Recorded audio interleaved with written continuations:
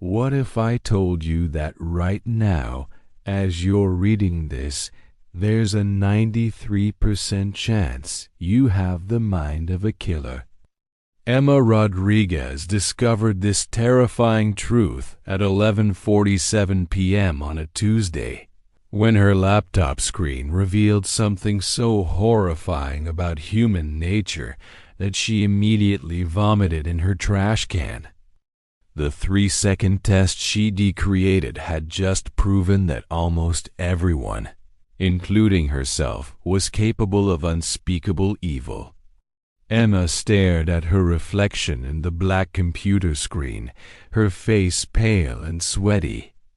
The image was still burned into her mind, a crying child in a parking lot, alone and terrified. But it wasn't the photo that had shocked her. It was her own instantaneous, unconscious reaction to it. In that unguarded moment, her brain had revealed thoughts so dark that she couldn't even say them out loud. Her phone exploded with notifications. Jake, her research partner, was having a complete meltdown. Emma, call him right now. I just took the test and I can't stop shaking. My girlfriend took it too, and she's locked herself in the bathroom crying. What have we done? Another text. I'm driving to the lab. Meet me there. We need to destroy this thing before anyone else sees it. Emma's hands trembled as she grabbed her keys. At 26, she thought she understood human psychology. She'd spent years studying criminal minds, convinced that evil was learned, not born. Her own childhood had been perfect. Loving parents, good schools, no trauma. She was supposed to be one of the good ones. But the test didn't lie. The university halls were empty at midnight, her footsteps echoing off the walls as she rushed to their shared lab space. Jake was already there, pacing frantically, his usually neat appearance completely disheveled. His eyes were red and wild, like he'd been crying or hadn't slept in days. Emma, we have to delete everything, he said without greeting her. The test, the data, all of it. This can never see the light of day. What exactly did you see in your results? Emma asked, though she wasn't sure she wanted to know. Jake laughed bitterly.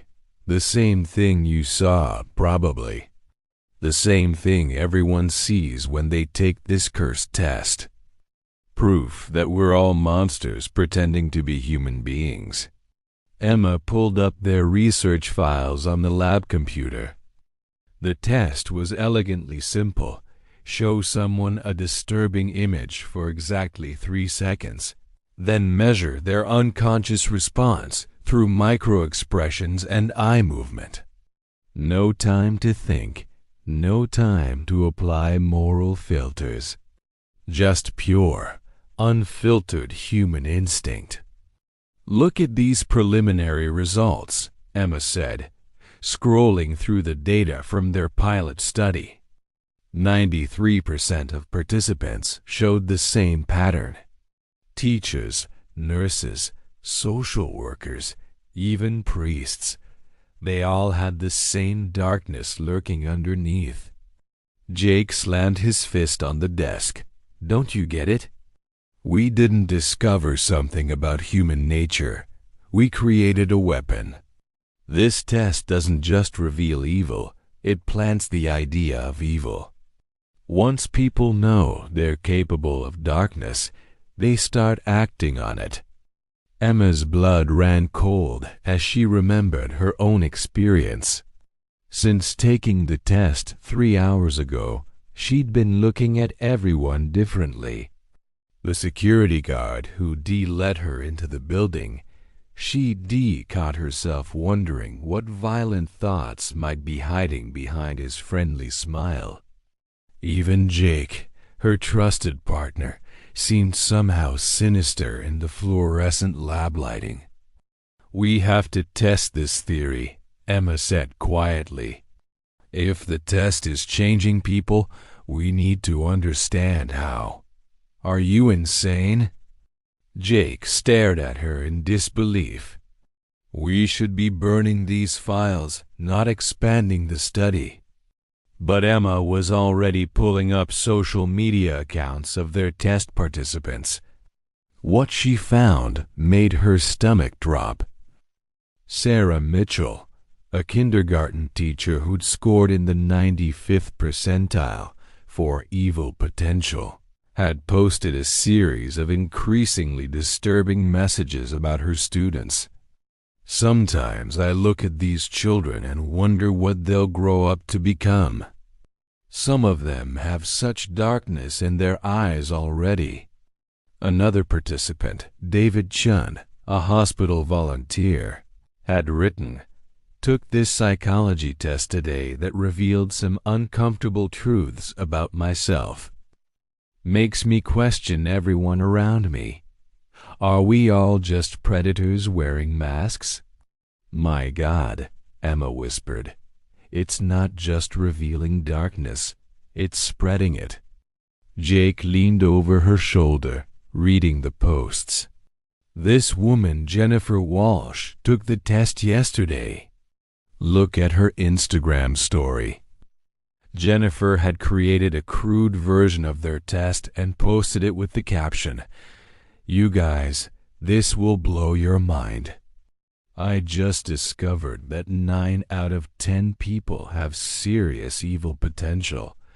I'm testing everyone I know. The results are terrifying." The story had been viewed over 50,000 times in less than 24 hours. "She's sharing it," Emma said, her voice barely a whisper. "People are copying our test and spreading it online." Jake pulled out his phone and started searching social media platforms. Within minutes, he found dozens of variations of their test, each one more sensationalized than the last. TikTok videos with titles like, "This test revealed my dark side, and I am apparently capable of murder. We need to call the university," Emma said, reaching for her phone. "And tell them what?" Jake demanded. "That we accidentally created a viral test that's making people believe they're evil?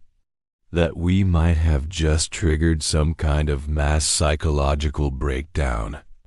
Emma's phone rang. The caller ID showed her department head, Dr. Peterson.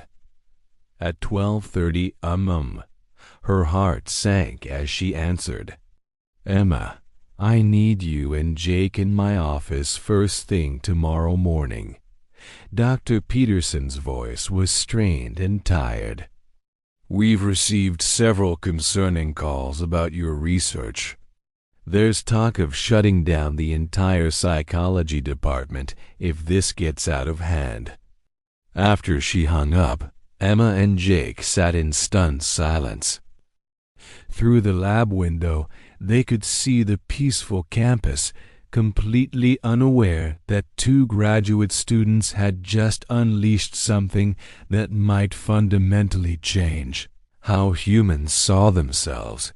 "What if we're wrong?" Emma said finally. "What if people really are inherently evil, and we just gave them permission to acknowledge it?" Jake looked at her with exhausted eyes. "That might be the most terrifying possibility of all." By 6 Amanez's world had completely collapsed. She sat in Dr. Peterson's office, watching her academic career die in real time as he scrolled through hundreds of social media posts featuring bootleg versions of their evil test. The overnight viral explosion had been unprecedented within 8 hours. Over 2 million people had taken some variation of their psychological assessment. "Explain to me," Dr. Peterson said, his voice deadly calm, "how a simple graduate research project has turned into a global psychological crisis." Jake shifted uncomfortably in his chair. His girlfriend Maya sat beside him, still visibly shaken from her test results 12 hours earlier. She'd insisted on coming to the meeting, claiming she needed to understand what had been done to her mind. "Dr. Peterson," Emma began, "the test was never meant to leave our lab. We had proper controls, consent forms, everything. One participant posted about it online, and it spiraled completely out of control." "Spiraled is an understatement," Dr. Peterson replied, turning his laptop screen toward them. "Look at this." The screen showed a live map of the United States with red dots appearing every few seconds, each representing someone taking the test. The concentration was heaviest in major cities, but the dots were spreading rapidly into rural areas as people shared it with friends and family. Maya spoke for the first time, her voice shaky.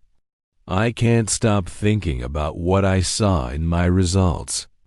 Every time I look at Jake or my coworkers or random strangers, I see potential killers. The test didn't just tell me I was capable of evil. It made me see evil everywhere." Emma felt her stomach clench. "Maya, the test results don't predict actual behavior. They only measure unconscious responses under artificial conditions." "But I can't unknow what I know now," Maya replied, tears starting to form. "Last night, I was walking to my car and saw a man following behind me. Before the test, I would have just thought he was coincidentally going the same direction. But now, I immediately assumed he was planning to hurt me. My brain went straight to worst-case scenarios." Dr. Peterson pulled up another screen showing news headlines from the past 6 hours.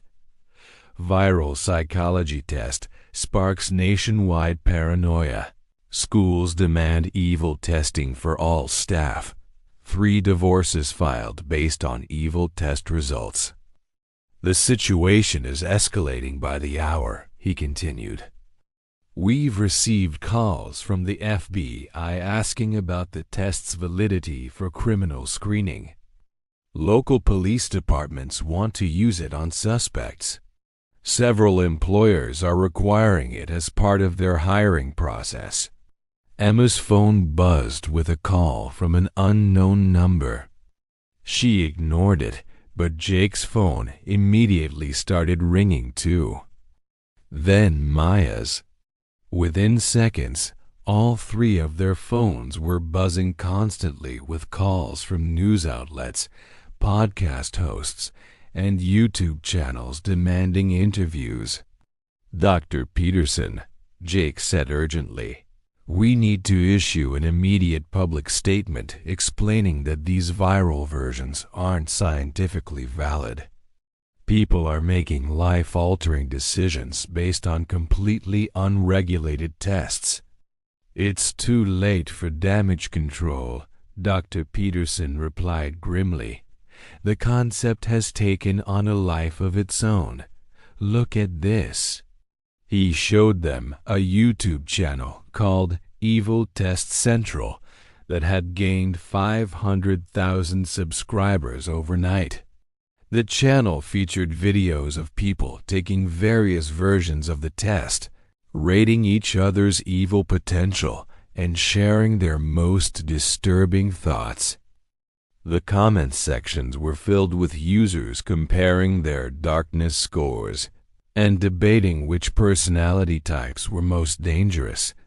Emma watched in horror as a teenage girl in one video broke down crying after taking the test, convinced she was destined to become a serial killer because of her results. The video had over 1 million views and thousands of comments, offering both support and condemnation. "This is exactly what we were afraid of," Emma whispered. "People are internalizing these results as absolute truth about their character." Maya stood up abruptly. "I need to leave.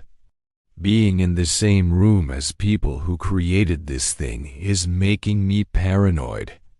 Every time you move or speak, I wonder what dark thoughts you're having about me." After Maya left, Dr. Peterson closed his laptop with a heavy sigh. "The university board is meeting this afternoon to discuss shutting down our entire psychology program. The liability alone could bankrupt the school." Emma felt the weight of responsibility crushing down on her. "What can we do to stop this?" "I've been in contact with social media platforms about removing the tests," Dr. Peterson said. "But they claim it falls under educational content and doesn't violate community guidelines. The viral versions aren't technically promoting violence or self-harm. They read just revealing uncomfortable truths about human psychology." Jake pulled out his laptop and showed them the latest development, a dating app called Evermatch that required users to take the test before creating profiles. The tagline read, "Why date someone when you don't know their true nature?" "People are building entire businesses around this concept," Jake said. "There are apps for testing your children, your employees, even your neighbors. We've accidentally created an entire industry based on psychological fear." Emma's phone rang again. This time she recognized the number. It was her younger sister calling from college. "Emma, thank God you answered." Her sister's voice was frantic. "My roommate took this evil test thing that everyone's talking about, and now she thinks I'm dangerous. She's been sleeping with a knife under her pillow and won't let me in our room alone. Can you please explain to her that these tests are fake?" "I can't," Emma said quietly, "because they're not fake. They're just being completely misunderstood and misused." After hanging up, Emma looked at Dr. Peterson with desperate eyes. "We have to find a way to put this genie back in the bottle. Some knowledge can't be unknown, Emma," he replied. "The question now is whether humanity is ready to confront what you've revealed about itself." Outside the office window, students walked across campus, many of them staring at their phones, probably taking yet another version of the test that would forever change how they saw themselves and everyone around them. 3 weeks later, Emma stood in her empty apartment, packing the last of her belongings into cardboard boxes. The death threats had started on day 5 of the viral outbreak, escalating from angry emails to people showing up at her door. The university had placed her on indefinite leave, and her landlord had encouraged her to find somewhere else to live for everyone's safety. The evil test phenomenon had evolved into something far worse than she'd ever imagined. It wasn't just changing individuals anymore, it was reshaping society itself. Emma's laptop displayed the latest statistics. 47 suicides linked to test results, over 300 divorces citing evil test evidence, and thousands of children removed from homes after parents tested them and found concerning results. The test had become a weapon of mass psychological destruction. Her phone buzzed with a text from Jake. "Turn on Channel 7 News, now." Emma fumbled for the remote as the local news began their evening broadcast. The anchor's voice was grave. "Tonight, a tragic update on what experts are calling the evil test crisis. 23-year-old Marcus Thompson of Portland, Oregon, killed his roommate early this morning after becoming convinced that the victim's high evil test score made him an imminent threat." Emma's knees buckled as she sank onto her couch. The news continued with footage of police cars and crime scene tape while the anchor explained how Marcus had spent weeks obsessing over evil test results, eventually deciding he needed to protect society from his roommate's dangerous potential. This marks the first confirmed homicide directly linked to the viral psychology test, the anchor continued. FBI behavioral analysts warned that the test may be creating a new form of mass paranoia, where ordinary citizens view each other as potential threats based on pseudoscientific assessments. Emma muted the TV and called Jake immediately. "Did you see the news? Someone is dead because of what we created." Jake's voice was hollow. "There's more. I've been tracking social media all day. There are vigilante groups forming, calling themselves evil hunters. They're using modified versions of our test to identify high-risk individuals in their communities and harassing them." Emma felt bile rise in her throat. "What do you mean, harassing them?" "Posting their names and addresses online, vandalizing their property, getting them fired from jobs. One group in Texas forced a high school teacher to resign after she scored poorly on their test. They claimed she was psychologically unfit to be around children." The full horror of what they'd unleashed was becoming clear. The test hadn't just revealed humanity's capacity for evil, it had given people permission to act on their worst instincts while feeling morally justified. Emma's doorbell rang, making her jump. Through the peephole, she saw a middle-aged woman holding a manila folder. Despite every instinct telling her not to, Emma opened the door. "Dr. Rodriguez, I'm Janet Wheeler. My daughter took your test 3 weeks ago." The woman's eyes were red from crying, her voice shaking with barely controlled rage. She was 17 years old, a straight-A student planning to become a pediatric nurse. Emma's heart sank. "Ma'am, I'm so sorry for whatever happened, but..." She hanged herself in her bedroom after reading that she had an 87% evil potential. Janet continued, pushing past Emma into the apartment. The note she left said she couldn't live knowing she was capable of hurting children. Emma felt the room spinning around her. "Mrs. Wheeler, the test doesn't predict actual behavior. Your daughter wasn't evil, and the results don't mean." "Save it," Janet snapped, throwing the manila folder at Emma's feet. "That folder contains lawsuits from 43 other families whose children have committed suicide after taking your test.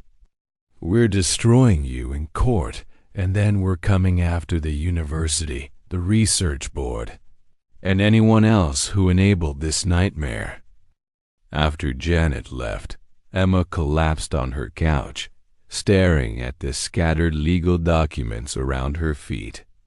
Each page represented a young life lost, a family destroyed, all because she'd thought she could peek behind the curtain of human nature without consequences. Her laptop chimed with a video call from Dr. Peterson. His face appeared on screen, looking haggard and defeated. "Emma, the university is cutting all ties with our research. They're settling the lawsuits and shutting down the psychology department permanently. 30 years of academic work gone."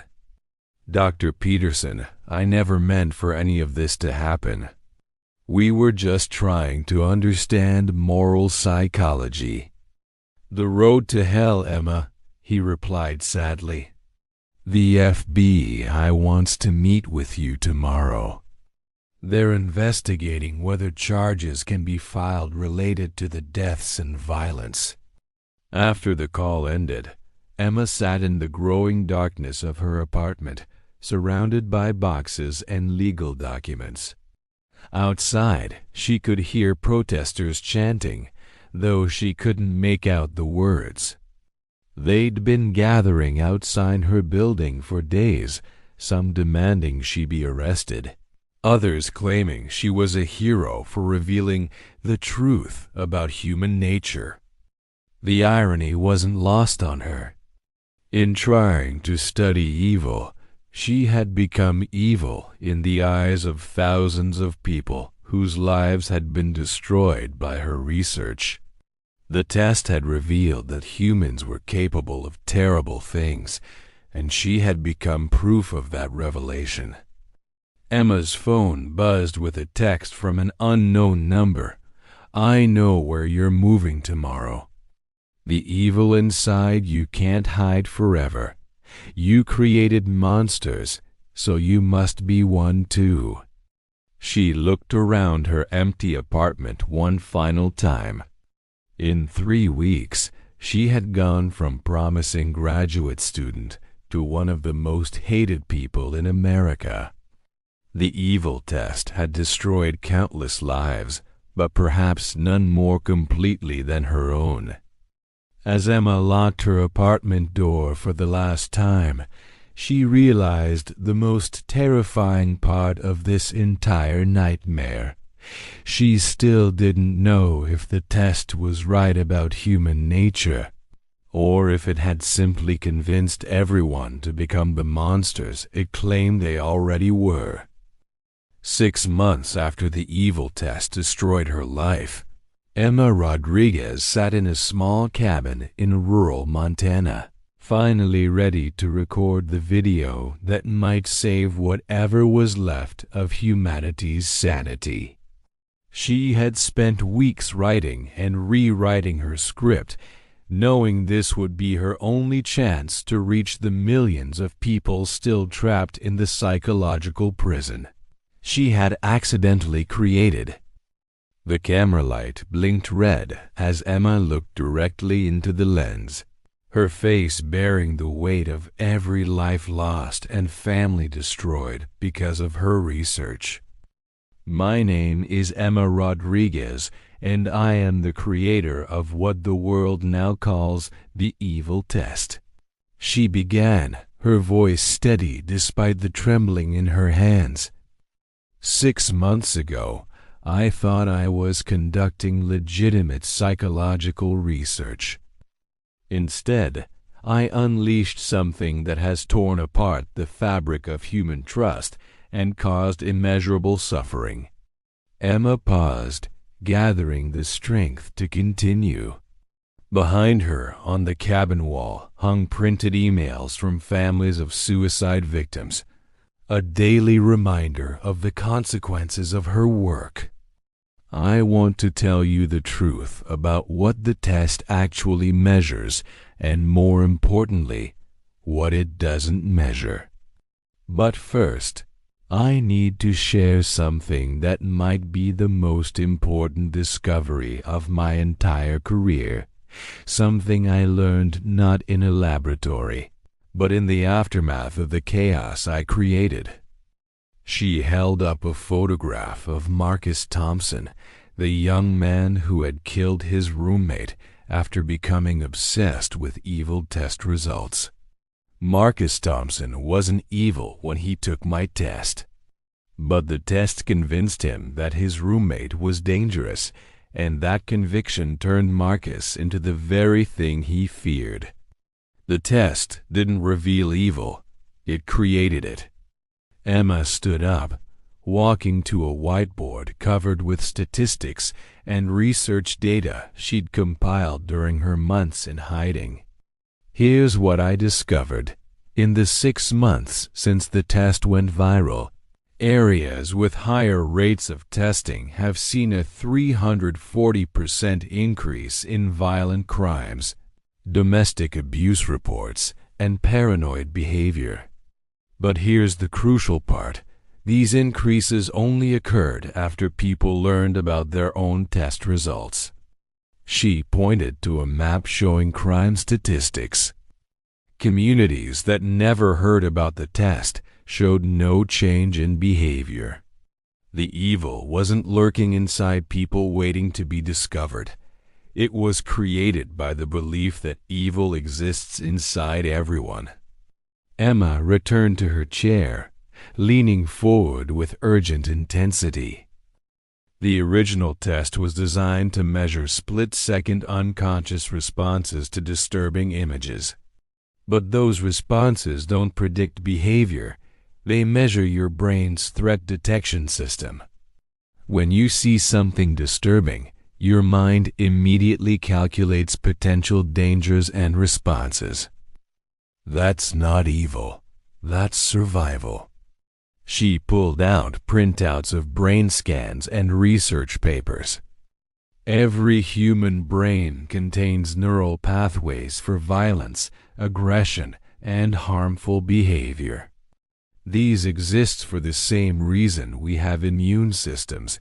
They're protective mechanisms that activate only under extreme circumstances.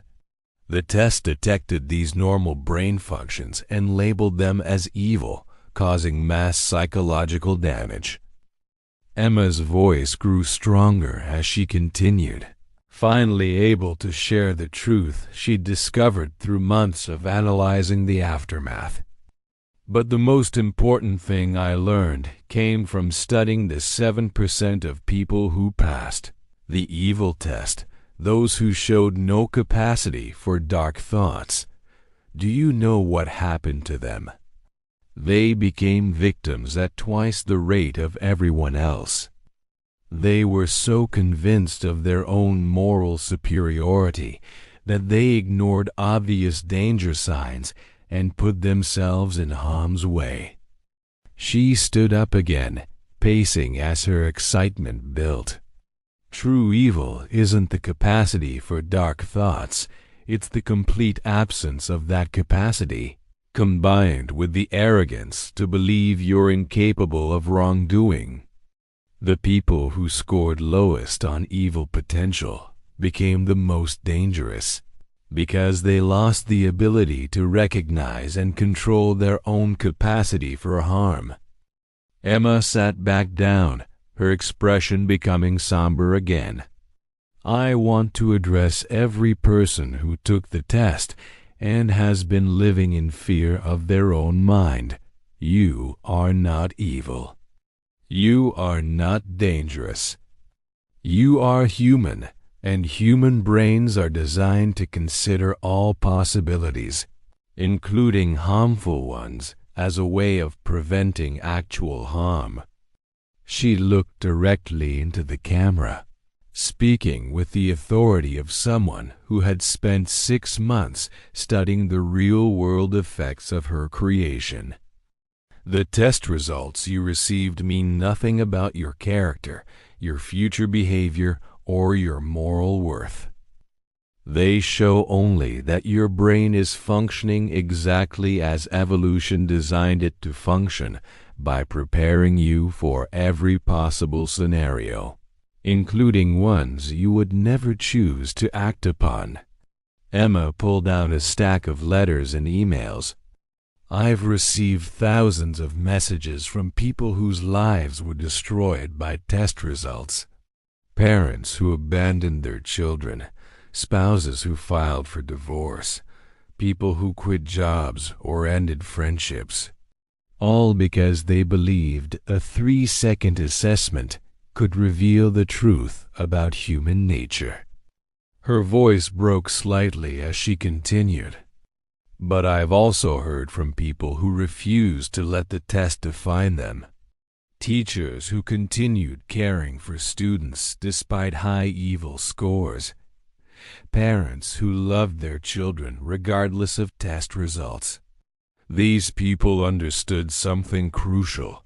We are not defined by our unconscious responses, but by our conscious choices. Emma stood for her final statement, her voice growing powerful and determined. If you took the evil test and it changed how you see yourself or others, I'm begging you to remember this. Evil is not a potential that exists inside you waiting to emerge. Evil is the choice to cause unnecessary harm, and that choice is made consciously, not revealed by any test. She moved closer to the camera. We have spent 6 months living in fear of shadows cast by our own minds. It's time to turn on the lights and see that the monsters we feared were never real. The only evil in this story was my own arrogance in thinking I could measure the unmeasurable and define the undefinable. Emma reached toward the camera. You are not evil. You are not dangerous. You are human, and that is enough. The truth about human nature isn't hidden in any test. It's revealed through our choices, our compassion, and our refusal to let fear define us. If this story has made you question everything you thought you knew about good and evil, then you're asking the right questions. Share this message with anyone who needs to hear that they are more than their darkest thoughts. Subscribe for more stories that challenge dangerous assumptions about human psychology. And remember, the most evil thing you can do is believe that evil is inevitable. Your humanity is not a test result. It's a choice you make every single day.